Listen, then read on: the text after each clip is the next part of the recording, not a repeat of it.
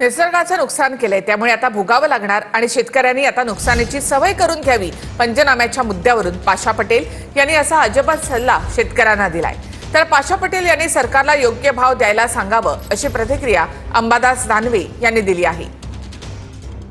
नुकसान जे झालेलं आहे ते तेवढं नुकसान तर भरून काढणं शक्यच नाही. 565 दिवसापैकी 322 दिवस हे शेतकऱ्याला संकटाचे दिवस येणार आहेत. ही काळ्या दगडावरची पांढरी रेघ आहे.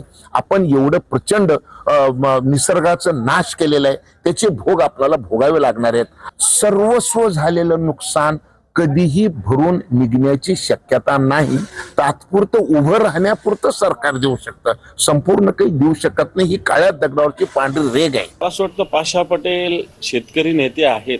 शेतकरी या सगळ्या नुकसानीची सवय लावायला तयार आहे, परंतु या सरकारने स्वामीनाथन आयोग लागू केला पाहिजे. मी पाशा पटेलांना विनंती करेल की तुमचं सरकार राज्यात आहे, केंद्रात आहे, हा योग्य भाव द्यायला सांगा. नाही तर आज आयात निर्यात धोरण जर बघितलं, सगळं भाव बघितले सगळे, तर मला असं वाटतं शेतकऱ्यांची लूट कशा पद्धतीने होईल असंच काम चालू आहे सरकार.